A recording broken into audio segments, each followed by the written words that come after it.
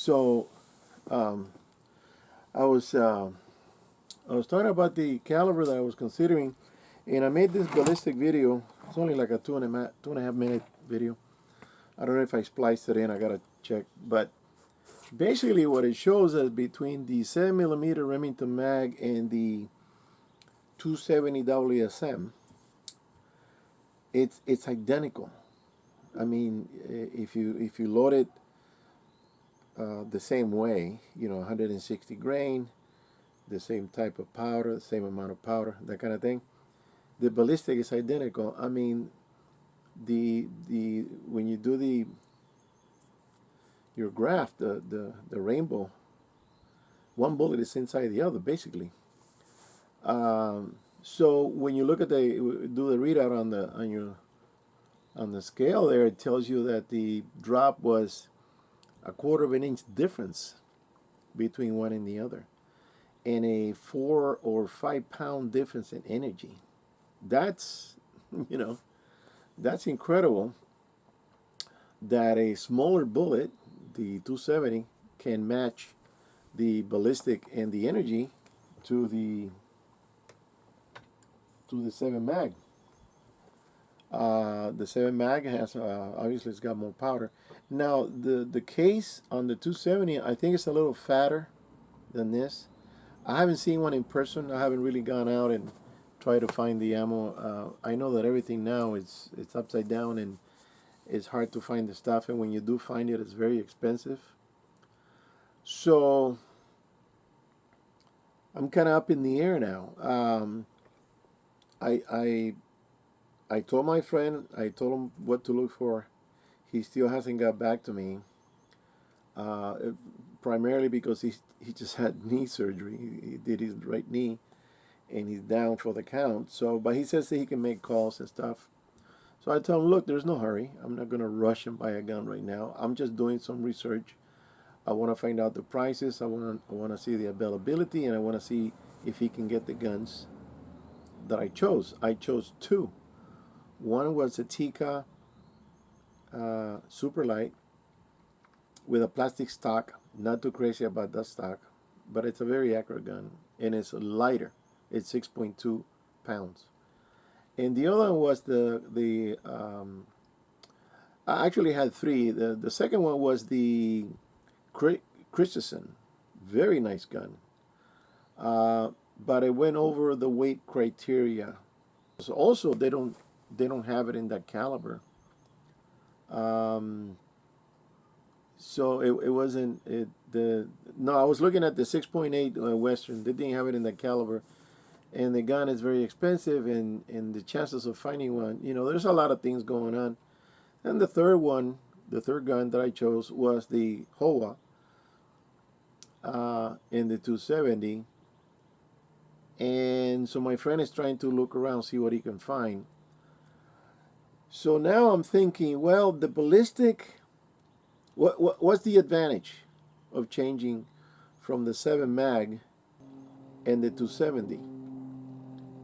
It's not trajectory, because you can see it's the same, and it's not energy, because it's also the same. The one that has more of everything is the 6.8. 6.8 is 3 inches flatter. So let's say that the drop was 36 on the 6.8, on the 270 it was 39, and on the 7 mag was about the same. So, but the 6.8 is a new caliber. It's hard to find. I will have to start getting new cases and new bullets and probably a different powder, or I gotta see, but maybe I can use the powders I have in the dye. All that stuff is going to be costly. It's going to be difficult. And if I want to change a gun, I want to change it soon enough so I can go practice and get to know the gun.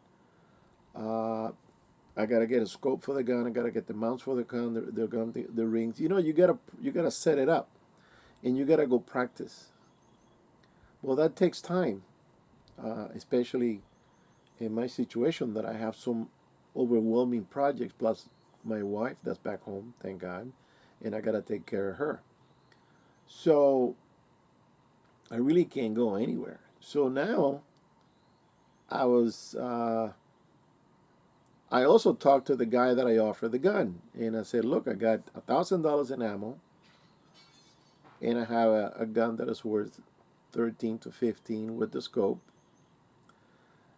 You know, I said, give me 2,000.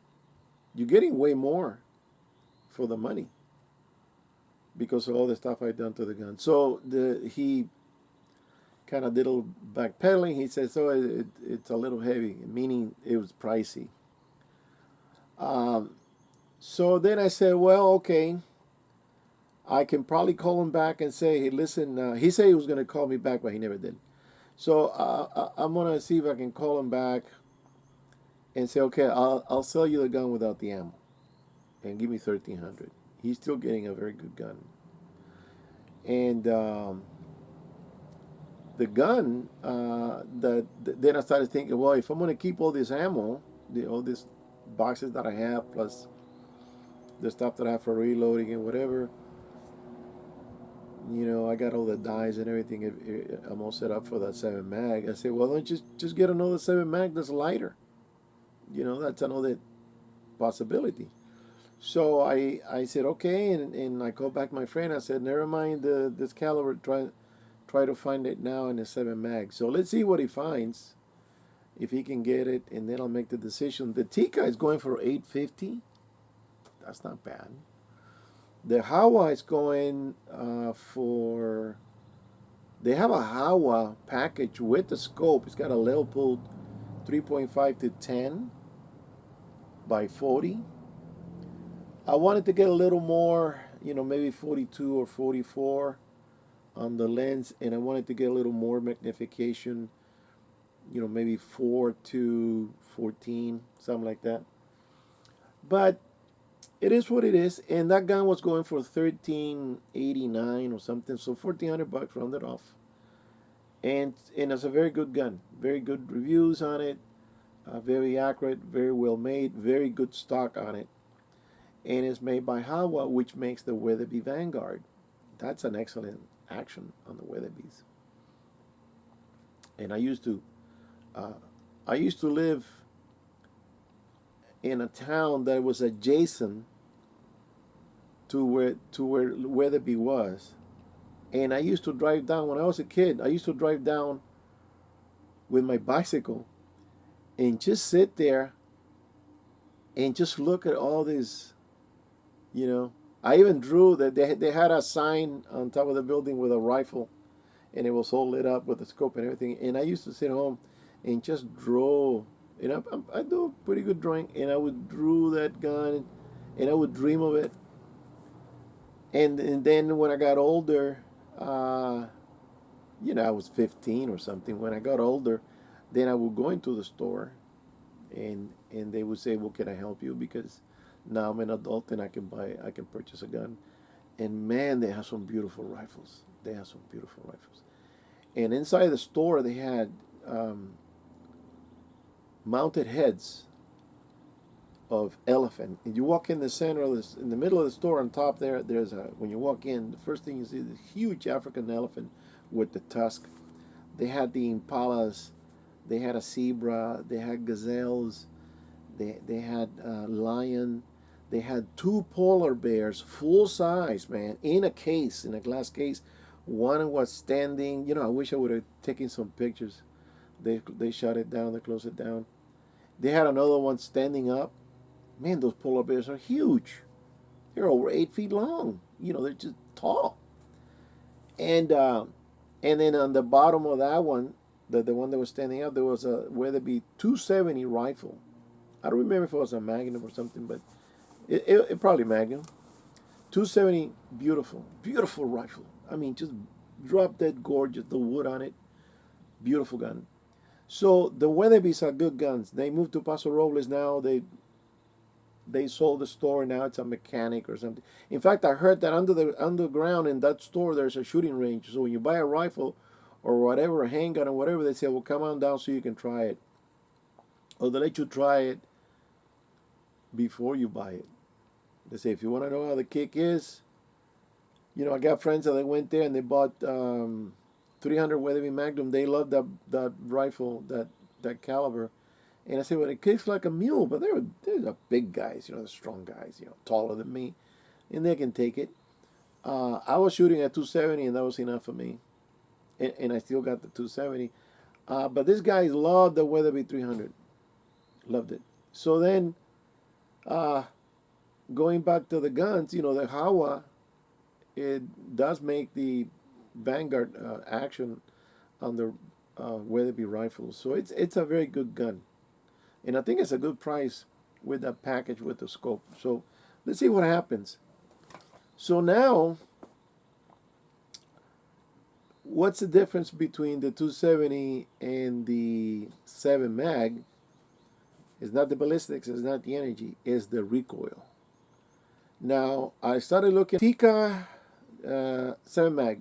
I started looking at 7 mags shooting, and it gives you a push, a bang push. The 270 short action magnums. I saw an older guy in his 50s. Man, he was getting whacked. He was getting whacked, but bam!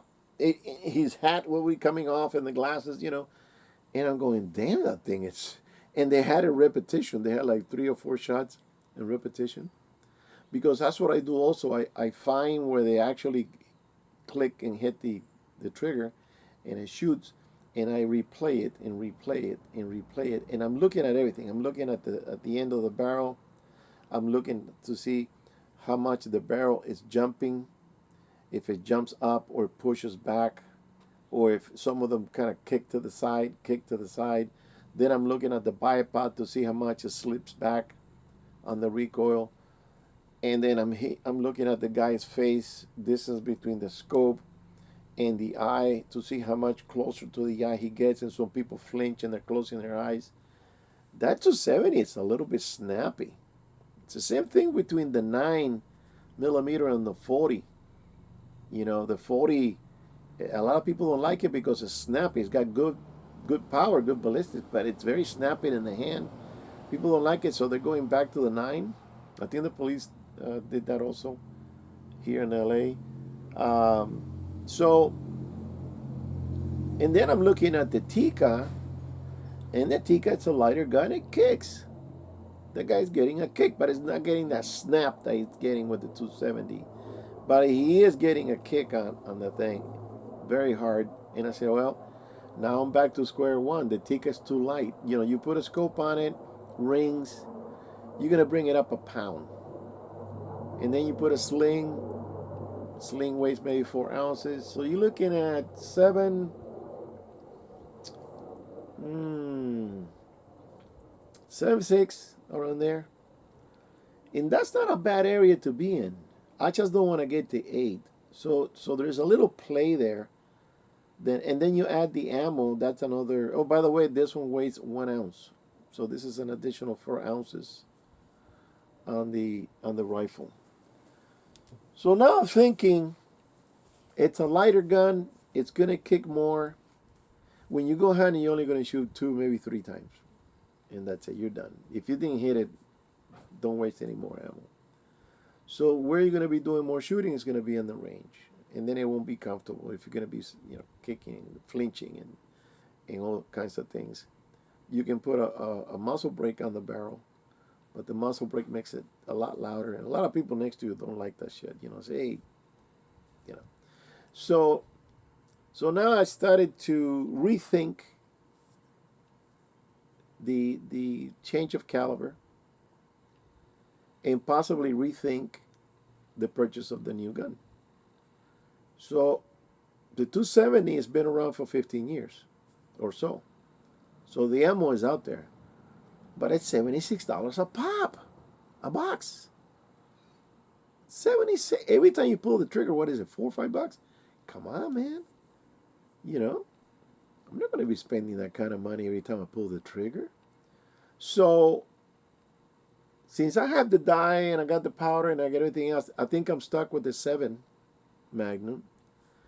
and what the caliber it is, and then I have to kind of keep looking at people shooting the Tika or the Hawa and see how that does to save a pound, spending close to the Tika's going to be with taxes and ding dong and the other thing. You're looking at $900 easy. With the Hawa, looking at $1,600 to save a pound.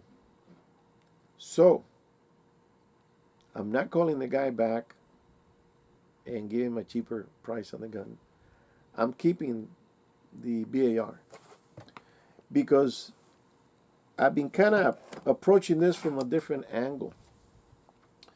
The BAR is with the chaps, it's 10.5 pounds. Without the chap, I think it's 10 pounds. It is a heavy gun, but when you have a heavy gun and you're aiming, and this thing is right on the money, you have this good hefty gun to absorb some of that recoil.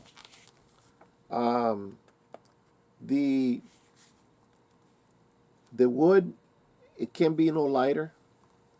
It's the iron, because there's no aluminum in this one. The new ones weigh, and I saw 2 years ago, I think I was in Bass Pro, and I saw this gun from this angle, and I saw this beautiful stainless, and then the wood, and I said, what is that? What kind of gun? So they pulled that out. It was a BAR, but a modern one. The BAR, the new ones weigh 7, 8, and then you put a scope on it, so you're looking at 8.8. And it was a lot cheaper back then. I know that gun went up big time right now. So this gun, I done several things for the recoil, and I saw a comment by someone. He commented on a video that he was shooting. He wasn't getting good groupings at 200, and he would hardly hit with a decent grouping at 300. And that's because I wrote to him and I said, you have to get this donut. This here, you slip it in, and it's supposed to be 2 to 3 inches from the beginning here, from this forearm. And what it does, it absorbs the vibration of the bullet going through it. And it does work, because if you don't have something like this barrel is going to be doing this. You won't see it, but people that shoot Magnum, they know. It's got a thick barrel so it can take the heat. It's not fluted. They probably should have it fluted now, but being that you're shooting with a Magnum, maybe that's something you want more steel there to prevent it from heating too much. And when you're at the range, you don't shoot constantly. You shoot a grouping of 3.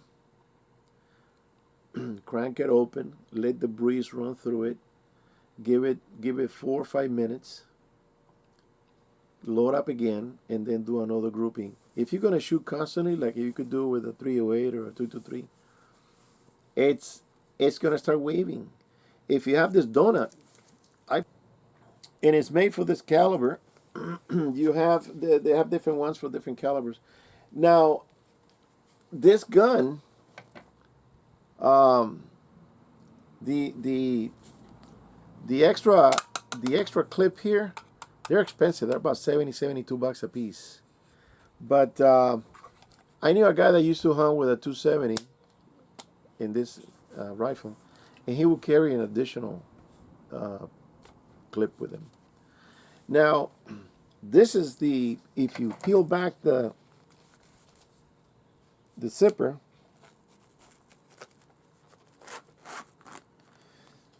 this is the Safari.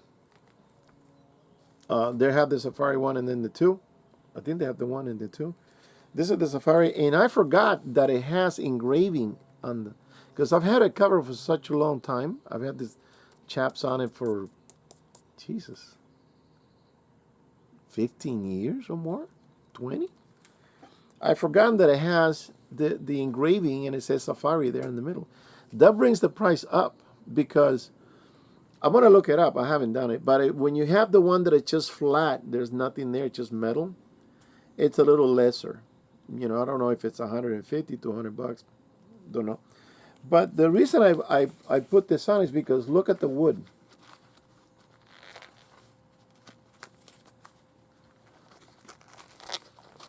The wood is in excellent condition. No scratches, no nothing. For $1,300, I think this gun is a bargain. It's a bargain. It has this Leupold 3 to 9, and it has a built-in rangefinder. It's not digital or anything. What you do is you see a deer in the distance, and you put the crosses in the deer, and you have your cross in your post, and you put the deer between the cross and the post on the bottom post, and you start zooming it in. When it fits, when it fills in that gap there, that area, then you look at the ring, and the ring tells you the yardage, because when you're zooming it in, that ring is moving with it. So if it goes to 4.5, that's 450. And then you have to know how high do you need to raise at the 450 yard. So if you remember your ballistics, or you put something on your stock, a little paper taped on it, it says, okay, at 400 it's this much, 500 it's this much. I know that I remember that for 500 yards this one drops 39. So then you got to do the guessing of the 39 out there. You look at the deer and say, okay, well, through the scope you look at him and say, I'm going to guess that this is around 39 inches, and that's the tough part. That's the part that doesn't really, it's kind of hard to figure, because especially if you're standing up and there's nowhere to lean the rifle, and you're kind of moving around and that kind of thing. So it's a thing that you got to get used to. You got to practice and practice.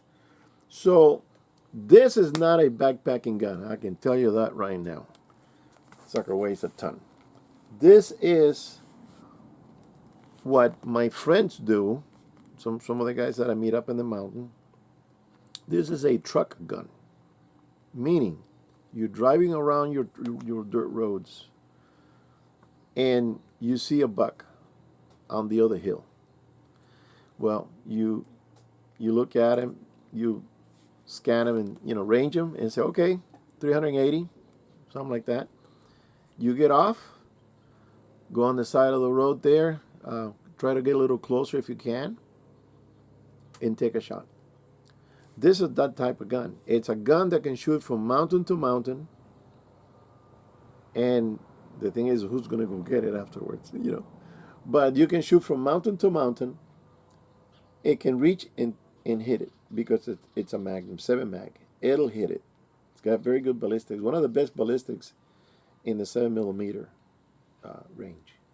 So it's like I said, the difference is minute, but still there's a difference. This one came on top of that 270 short Magnum. So this rifle, I'm not going to sell it anymore. I'm going to keep it.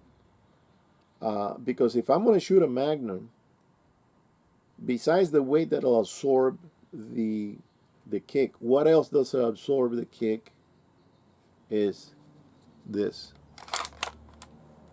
your action. When you shoot, the action opens and releases some gases. Not a lot. Most of the gases are going out the front, but this is also a game changer. It's not like a bolt action that is pushing back all that energy into your shoulder, and it's going to kick the crap out of you if it's a very light gun. And that's what I was looking at the Tikka. I'm getting, boy, this guy's getting wound, little skinny guy with glasses, kind of geeky looking, and he was shooting with this thing. It was hitting the target, but that rifle was all over the place. It would push back and go up, and I'm going, I shot a deer with a Tikka 308, and it was on the money. So as far as accuracy, that gun, no questions asked. That's an excellent gun. But now you're moving to the Magnum range. Now you got to consider the weight. That might be a little bit too light, 6'2". So there's another one that I saw a few years ago that is it's a laminate stock. And the laminate stock, I took the scale and I weighted it, and I think it was almost 8 pounds. It's 711 around there. So I'm thinking, okay, I put a scope on it. It's almost 9 pounds. That kind of turned me off, and I didn't get it. Beautiful gun, stainless, the whole deal. And I don't think it was even fluted. Being that the barrel is fluted, that takes off a few ounces. That's, and it does cool the barrel a lot quicker than without the fluting. And it didn't have the fluting bolt. So that's what I started kind of backpedaling. I'm going, wait a minute, if I get it too light, this thing is going to be uncomfortable to shoot. I can go with this thing and shoot all freaking day, and I would not come home with a purple mark on my arm like I used to. Because also, I did this. You'll see those little holes?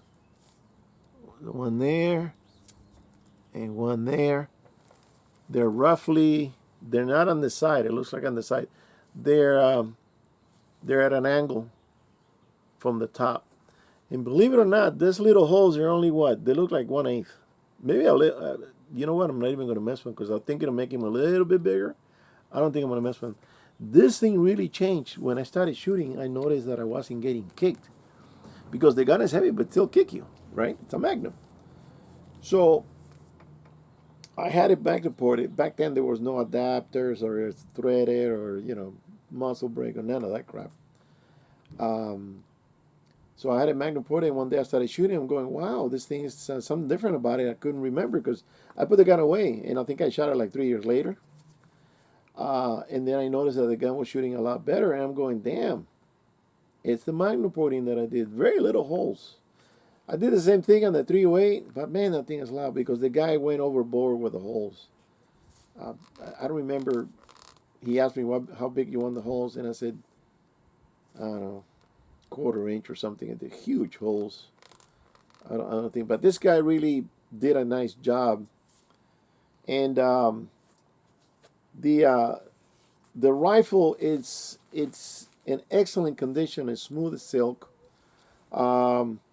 It has this function. I saw a guy shooting with one with plain metal, and it didn't have the release, the bolt release over here. So he cranked it back, but he let it go. So I don't know if it's underneath, like the Remington, some of those guns, the shotguns, it's a release underneath. So I don't know if that's the case. But this one, if I want to make it a little lighter, all I have to do is remove the chaps. And I went and got a spongy, lightweight. So when you're walking, the gun is doing this on your shoulder, and it's a Butler Creek, not butter. It's a Butler Creek sling, and it's adequate. It's very good. So, and I have another one. I think it's in the same brand that has you can have 4 bullets. It's got 4 little pockets. You can add more bullets here. So sometimes I switch them from the 270 to this one because originally the one that's on the 270 used to be on this one. So I bought another one. So this gun, it's in excellent condition, and I think for the money I was asking. Also it has a golden trigger. I don't know if you can tell. It's got a golden trigger, and I heard that it's I don't know, better grade or something. I've had this gun so long, covered, that most of the details I just don't remember. And another thing is that the let me see something. Yeah, it has the original pad. Now this pad is hard. This pad is hard. It says Browning on it. Maybe what I could do is remove that pad and buy a limb saver, which is it's got those cushiony little pockets, and it won't kick as much. But I've never really complained about the kick. I've always been complaining about the weight. There's nothing else I could do about the weight. Nothing else. I mean, it is what it is. The only way to make it lighter is to remove the scope and put something smaller. But this is a long-range rifle. Why would you want a short-range scope on it? It's not going to be. So, like the song says, it's cheaper to keep her. I'm keeping this rifle because of several things they're all pluses. The only minus is the weight, but it's a Browning. It's a semi-auto. It's smooth as silk. It doesn't recoil as much. It has a great scope on it, and it's got a gold trigger. Hey, so it's a great gun. I'm not gonna sell it. I'm pretty sure if the guy would have seen it, because I never showed him this gun to sell, he probably would have snatched it. Because his business, he's a cabinet maker. His business is doing very well. He told me. He says we're busy, and I said okay. And he likes to hunt, so I'm keeping this baby. And then when my friend calls me with the prices of the other guns, I'll make a decision. And what I'll probably do, I like the Tikkas. Tikkas are a very nice gun. What I'll probably do is get a different caliber, easy to get caliber. I don't know if I already have 2 308, so I don't want to do that. But maybe a 7M08. It's light. It kicks a little bit less than the 308. 308 doesn't kick that much for me. It doesn't. And here's my 308 Ruger. I'm so satisfied and pleased with this little gun. So, it's got a very good action, even though it's a little noisy. Got the little zipper. I think that's going to go away the more you shoot it, but it's pretty much gone. It used to have little lines here, and I did is I took it to my bench grinder on the brush, and I tried a little area to see if it was going to mess it up, and it didn't. So I did the whole thing. The lines are pretty much gone. Still making the noise. So the noise is going to be on the inside of the... Maybe if I put some grease. No, it feels smooth, but it's still making a little bit of noise. But not as much as it used to. It used to be louder. So this little gun is great for backpacking. And this is my official backpacking gun. I mean, it has a good pad back here. I don't know if it's a limb saver. What is it? It doesn't say. But Ruger made a good put a good pad back there. It's got a perfect scope with a BDC adjustments. I think I went overboard with the rings. What do you think? They're massive. These are heavy. If I change that and go to a lighter, but the thing is this is not a 1-inch tubing. This is 30 millimeter. I had to get those because I weighed them both and I'm going, man, this is heavier, but I had to do it. But still a light gun, so even if it goes under another 3 ounces or so, maybe 4, it's not a big deal. Not for this gun. This gun, it's lightweight no matter what. And I'm thinking of getting a muzzle brake. Even though it doesn't kick, it does kick a little more because the barrel. Let me see. It's 18. The other one is 20. No, actually, it kicks less because the bullet leaves quicker by a microsecond from the barrel because it's only 18 inches instead of the 22. So I'm very happy with this gun. It's a daily mountain climber. This thing you can walk and walk and walk. You won't even notice it's on you. It's very light, easy to maneuver, easy to point and aim, aim and shoot. It's got very good crosshairs. I don't know why they put the stuff in camouflage. Everything written is in camouflage. So it's a VX dot H 309 by 40, and it has this. Here's a button. You turn that on, and it gives you a green dot. So it's a Leupold. Yeah, it's a Leupold. I thought I had. Oh, the Nikon is on the 270. I'm sorry. This is a Habeck Leupold with the VDC bullet compensation, and they already programmed it for the bullet, the altitude, the feet per second, the whole deal. So this one says 308 Winchester, 150 grain E-tip, 2895 foot per second, 8,000 feet high, 60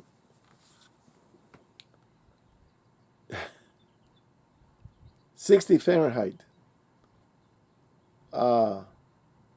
in the yards, and then it's a 1/4 inch MOA. So it's a very good scope, and it's a pound. It's a pound .2. It's a little heavy for what it is, but it's not huge. It's made for a compact gun, and I liked it. So I went to the store and I saw it, and I said, "Hey, never seen that kind." With the green, and then when I put it on the gun, it matches beautiful. Green gun, green scope. So this 308 is my daily. So this is what I carry when I walk into the woods, into the wilderness. I'll be taking the 7 mag and leave it in the truck in case I need to reach out far out and then hit a deer further than that I can shoot with this. I don't think I will shoot more than 400, even though that the scope it's registered for 600 up here on the rings. I can go to 600 yards with this thing. So, but I'm not gonna with a 308. I don't think I'm gonna try 400 yards, maybe 440, 450, no more than that. And that's because I'm using this. I'm relying on this scope to give me the correct drop. You aim right on it and you hit it. So that's it. That's the news of the day. Keeping the 7 Magnum BAR, the Browning. Very good gun. I like the other Browning BLR, the lever. Beautiful rifle, accurate. So that's it. I'm not going to carry the big Magnum into the open wilderness. And there are some areas that are not in the wilderness that they're also very far apart. And that's what my friends do. It's him, the other guy, and his kid. They drive around in this area where they're known for having big bucks moving through. And sometimes they sit there and they do see a deer, and then they shoot it from very far away. And everybody there is carrying a 7 mag. Everybody. So that's what you need to shoot far. It's a 7 mag. Or a 300 if you like that. But I like the 7. So I'm keeping it. So that's it, guys. I'm going to do a little dinner. Celebration of a welcome home dinner. Small dinner. I'm going to do a little pork roast. And I put that in the video also so you guys check it out at the end. So have a good one, and I'll see you on the next one. Thank you. Okay, so I have prepared a traditional welcome home dish, Cuban style, pork roast. Let me show you what I got here. I got my little sauce. You brush it in once in a while. And this was almost done. It's almost almost done. The only thing I gotta do is I gotta toast the skin. The skin is still a little bit gummy, so I gotta flip it. And I know I'm not using the right utensil.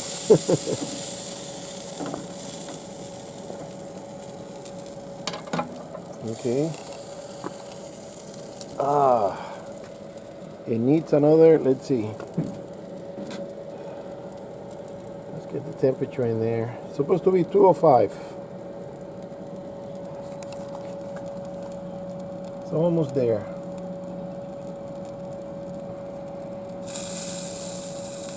188, 189, 190,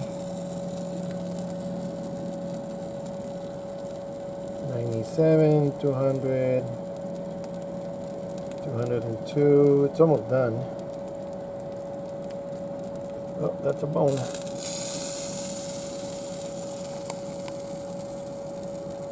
That side still needs a little bit more.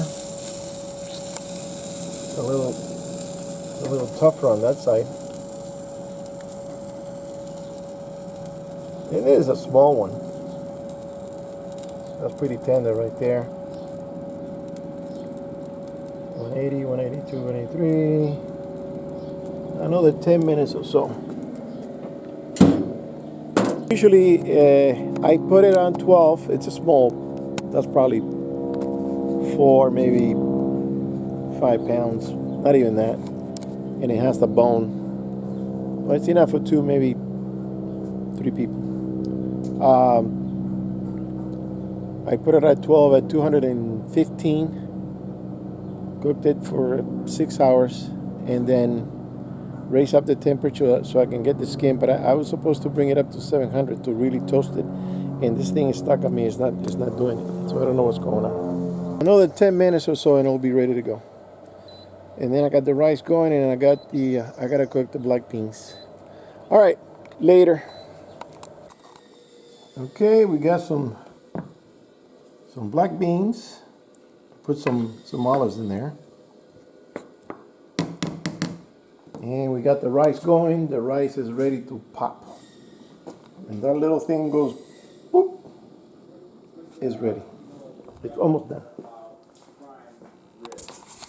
And then I gotta let the meat rest for, I don't know, half an hour. And then we'll serve and eat. And I'm starving. All right, the next one.